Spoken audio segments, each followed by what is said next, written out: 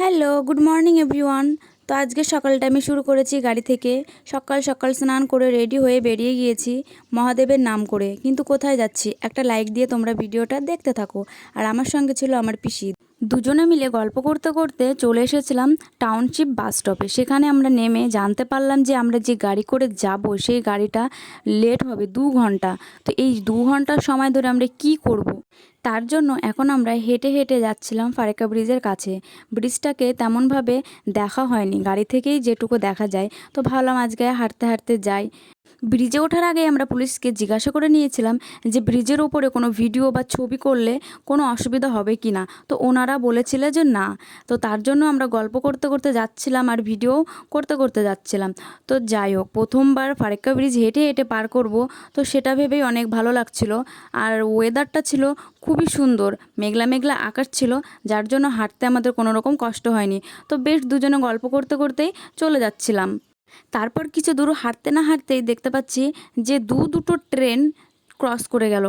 তো যাই হোক, এখানে কিন্তু আমরা অনেকটাই হেঁটে ফেলেছি। আর আমি এখানে দেখাচ্ছিলাম যে আমরা 50 নম্বর গেট পার হচ্ছি, তার মানে অর্ধেকটা আমরা হেঁটে পার করে ফেলেছি। এখনও তো আরও অর্ধেকটা এখন আমাদের হাঁটতে হবে। তো যাই হোক, তারপরে দেখো আরও আরেকটা ট্রেন চলে আসলো। মোট 3টা ট্রেন আমরা ক্রস করলাম। গল্প করতে করতে কখন আমরা 3 কিলোমিটারের ব্রিজটা পার করে ফেললাম সেটা আমরা বুঝতেই পারলাম না। আমরা শুরু করেছিলাম 108 নম্বর গেট থেকে হাঁটা স্টার্ট, আর এখানে চলে এসেছি আমরা 1 নম্বর গেটে।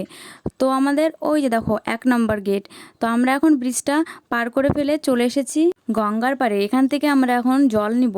জল নেওয়ার জন্য আমরা এখন নিচে নামছিলাম। আর পায়ের নিচে যে পাথরগুলো ছিল বড় বড়, এগুলো পাথর না, নড়ছিল পায়ের নিচে। তো তারপর নিচে নেমে দেখি অনেক লোকই ছিল। তো আর আজকের আকাশটা তো আমি আগেই বললাম যে মেঘলা মেঘলা আকাশ ছিল। আর তারপরে গঙ্গার পাড়ে, ওহ কি সুন্দর ভিউ, দারুণ লাগছিল। এই গঙ্গার আসার পর আমার ফিলিংসটাই আলাদা হয়ে গেল। এখানে এত সুন্দর ভিউ আর এত সুন্দর লাগছিল দেখতে, কি আর বলবো।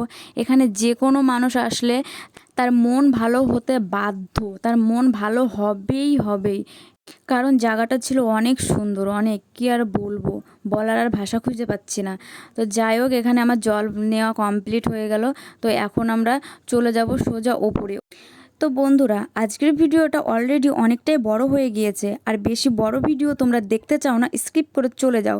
তো আজকের ভিডিওটা বেশি বড় করব না, আজকের ভিডিওটা এখানেই শেষ করব।